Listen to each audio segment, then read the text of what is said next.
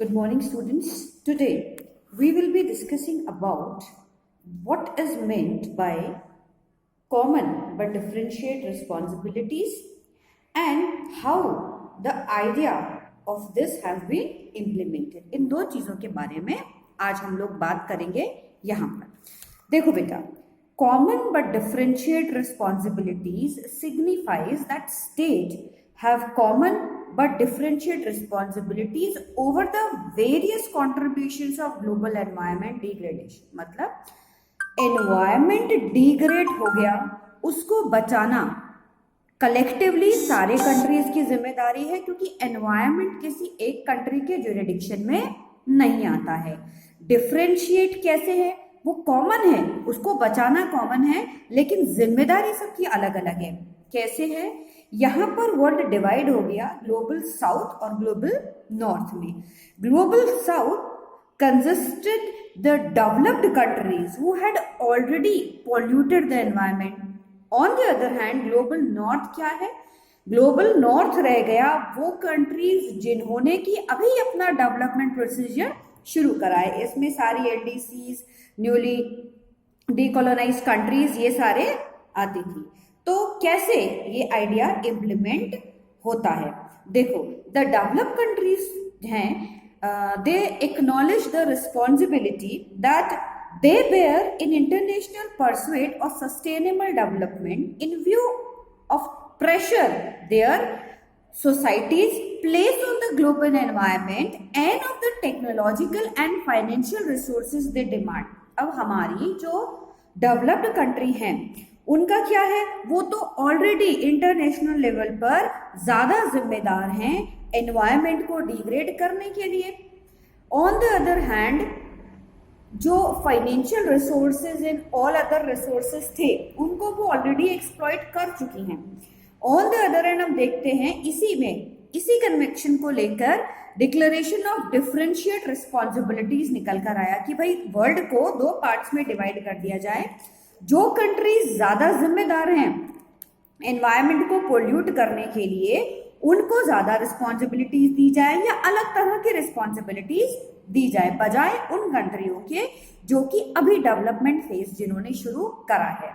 We can implement the ideas with the help of conventions and declarations. देखो, the Rio declaration जो कि 1992 में हुआ था, it conveyed on environmental issue and says that states shall cooperate in the spirit of global partnership to conserve, protect, restore the health and integrity of the earth ecosystem। के जितने भी countries हैं उन सबको कलेक्टिवली रिस्पॉन्सिबल होना चाहिए। किस चीज के लिए रिस्पॉन्सिबल होना चाहिए? हेल्थ की इंटेग्रिटी को ध्यान देने के लिए। किसकी हेल्थ की इंटीग्रिटी पर? अर्थ की हेल्थ की इंटीग्रिटी पर। 1992 में हम देखते हैं UNFCCC, United Nation framework convention on climate change. It also provides that the parties should act to protest the climate change on the basis of equality. भाई, जिन्होंने ज्यादा पॉल्यूट कर दिया है, अब जैसे इंग्लैंड था हमारा, या मतलब ब्रिटेन था, यूएसए था, इधर यूएसएसआर था, they have already exploited natural resources. तो अब क्योंकि अब तक उन्होंने ही नेचुरल रिसोर्स को खराब किया है, तो उनकी जिम्मेदारी फाइनेंशियली भी और रिसोर्सफुली भी ज्यादा बनती है एनवायरमेंट को प्रोटेक्ट करने के लिए। इसी के रेफरेंस में क्योटो प्रोटोकॉल साइन हुआ, जिसके बारे में हमने प्रीवियस वीडियो में बात की थी। तो ये थी कॉमन बट डिफरेंशिएट रिस्पॉन्सिबिलिटीज। इसी के साथ एक और चीज निकल के आती है कि एनवायरमेंट मूवमेंट्स जो चलाए गए वो कैसे थे और किस किस कैटेगरी में हम उनको देखते हैं या बांधते हैं। देखो, environment movements are the movements of groups of environmentally conscious volunteers to challenge the environmental degradation. ये बहुत ध्यान रखने वाली बात है कि एनवायरमेंट से रिलेटेड जितने भी मूवमेंट्स चलाए गए वो सारे मूवमेंट्स किसी कंट्री के द्वारा नहीं चलाए गए, किसी कंट्री की गवर्नमेंट के द्वारा नहीं चलाए गए। इन मूवमेंट्स को चलाने का जो शुरुआत है वो अलग अलग एनजीओज ने की थी। ये कौन कौन से ग्रुप्स थे? These groups are working both at the international level और नेशनल लेवल या लोकल लेवल पे भी बहुत सारे ग्रुप्स ऐसे थे जो मतलब वॉलंटियर ग्रुप्स थे, किसी का पर किसी तरह का कोई दबाव नहीं था कि किस तरह से हमको रोकना है एनवायरनमेंट को पोल्यूट करने के लिए, कोई किसी के ऊपर कोई फोर्स नहीं थी, सब अपने मन से अपनी एनवायरनमेंट को बचाने के प्रयास कर रहे थे। अब इनमें हम क्या क्या देखते हैं? These environment movements are among the most vibrant and diverse and powerful social movements across the globe. क्यों ये इतने पॉपुलर हुए?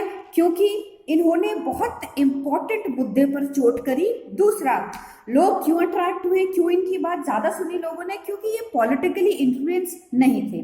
तो कहीं ना कहीं लोगों को ये समझ में आने लगा कि भैया अगर हम अभी अपने एनवायरनमेंट को बचाने के लिए काम करने नहीं लगेंगे तो आने वाले टाइम में बहुत सारी प्रॉब्लम्स हमको जो है वो फेस करनी पड़ेंगी। लोगों को खुद जो ये चीज है ये समझ में आने लगी थी। नेक्स्ट हम देखते हैं, it is within social movement that new form of political action are born और reinvented। इनसे प्रभावित होकर गवर्नमेंट जो है उन्होंने भी इस मैटर को अलग अलग कंट्रीज की गवर्नमेंट ने भी इन सारे मैटर्स को बहुत सीरियसली लिया and they started taking actions regarding that. अब एम क्या था इन एनवायरमेंट मूवमेंट्स का जो चलाए गए बचाने के लिए हमारी अर्थ को, इनका एम क्या था? देखो, as the part of the aim the environment movement raises new ideas, long term visions और what we should not do in our individual और कलेक्टिव लाइफ। बेसिकली यहीं से शुरू हुए थे कि इन सबको बचाने के लिए हम रूट लेवल पर क्या कर सकते हैं, एज अ ह्यूमन बीइंग हम क्या कर सकते हैं, इसके अलावा एक क्लब सोसाइटी के रूप में हम क्या कर सकते हैं, और उसके बाद हम एज अ नेशन क्या कर सकते हैं। अलग अलग गोल्स जो सेटअप किए गए इन मूवमेंट्स को चलाने के लिए। अच्छा, दूसरी इंपॉर्टेंट चीज उसमें क्या रही? डाइवर्सिटी। देखो, diversity is also an important trait of contemporary environmental movements. For example हम देखें, फॉरेस्ट मूवमेंट्स हैं, चला है मैक्सिको में, Brazil, Malaysia, Indonesia, Africa, India, इन्होंने बहुत सारे जो है वो प्रेशर्स इन सब के रिगार्डिंग महसूस किए। क्यों? इन्हीं कंट्रीज ने ज्यादा क्यों किए? क्योंकि ये सारे जो है कॉलोनिकल कंट्रीज थे। जो इनका कॉलोनिकल रूलर था उन्होंने ऑलरेडी इनके नेचुरल रिसोर्सेस को इतना ज्यादा यूज कर लिया था कि इनके पास तो बचा ही नहीं था कुछ भी। तो अब इनके पास क्या थी? इनके डबल रिस्पॉन्सिबिलिटी थी। पहला, इन नेचुरल रिसोर्सेस को बचा के रखना जो थोड़ी बहुत बची है। दूसरा, ये बताना, लोगों को अवेयर करना कि भैया इस लेवल पर भी अगर हमने इन सब चीजों को नहीं रोका तो क्या होगा, इस बात को इंटरनेशनल लेवल पर खड़ा करना। अब एनवायरमेंट मूवमेंट्स को बहुत सारी कैटेगरीज में हम लोग डिवाइड करते हैं। जैसे फॉरेस्ट मूवमेंट्स चलाए गए बहुत जगह पे, मूवमेंट्स अगेंस्ट माइनिंग कोऑपरेशन चलाए गए। हमारे यहाँ भी उड़ीसा में जब पोस्को प्लांट लगाया गया था तो वहां के जो बेसिकली आदिवासी एंड ऑल थे उन्होंने प्रोटेस्ट किया था, लेकिन anyhow government was able to fulfil their needs and desires, तो उसको लगा लिया गया। माइनिंग इंडस्ट्रीज क्योंकि वाटर पॉल्यूशन भी बहुत ज्यादा करती है तो वाटर पॉल्यूशन के अगेंस्ट भी लोग निकल के सामने आए थे। एंटी डैम मूवमेंट्स बहुत ज्यादा चलाए गए थे against the construction of mega dams as they disturb the channel of river. हमारे यहाँ भी नर्मदा बचाओ आंदोलन जो है वो इसी का था। तो अलग अलग कंट्रीज में अलग अलग तरह से जो है वो वाटर मूवमेंट, मतलब एनवायरमेंटल प्रोटेक्शन के जो मूवमेंट्स हैं वो चलाए गए। तो this is how the entire world they were thinking and planning on the platform of how to save their environment, कि किस तरह से हम हमारे environment को बचा सकते हैं।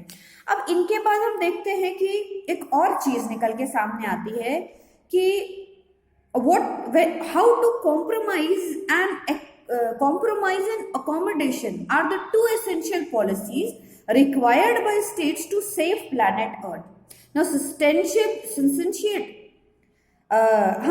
अगर हम सिंसेशिएट करें इस स्टेटमेंट को तो किस तरह से ग्लोबल नॉर्थ और ग्लोबल साउथ के इश्यू को हम समझ पाएंगे। देखो, it is very significant that compromise and accommodation are the two essential policies required by states to save planet.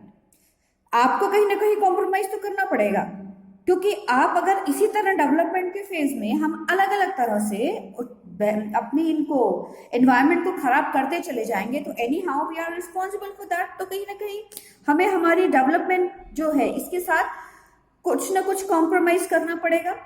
But there is a difference in the approach to environment between the countries of north and south. दोनों countries की approach में difference था। अब चलो let's throw a light on the ongoing negotiation between global north and global south. Environmental issues को पे क्या basically इनके बीच में प्रॉब्लम जो है वो चल रही थी। देखो, the developed countries of north want to discuss the environmental issue as it stands now. भाई जहां इस वक्त है उसी के बारे में डिस्कस करें, पुराना जो हमने खराब कर दिया है उसके बारे में कोई डिस्कशन ना हो। And they want that everyone to be equally responsible for ecological conservation।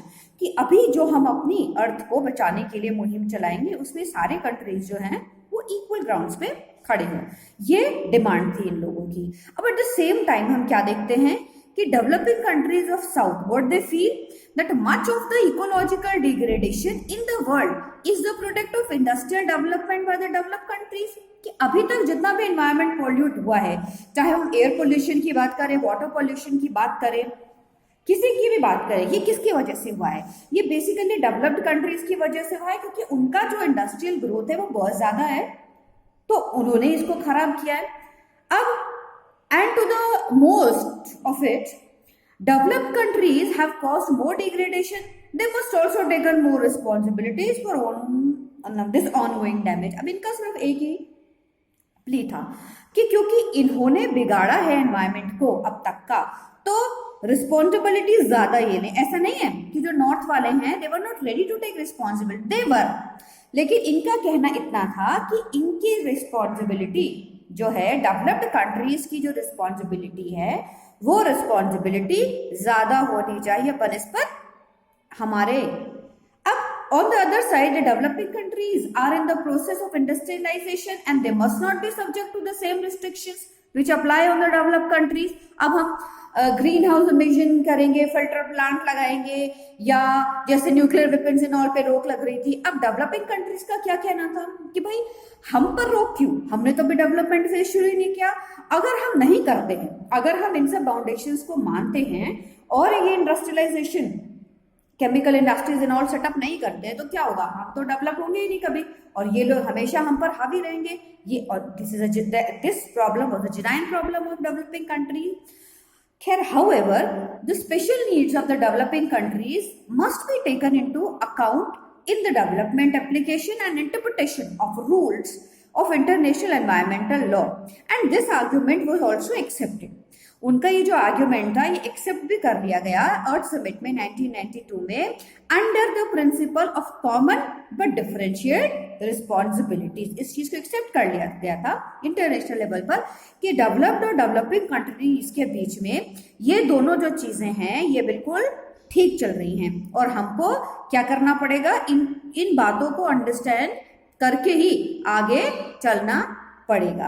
और तभी जो अर्थ समिट के जो फैसले हैं वो इस डिक्लेरेशन के साथ ही लिए गए थे।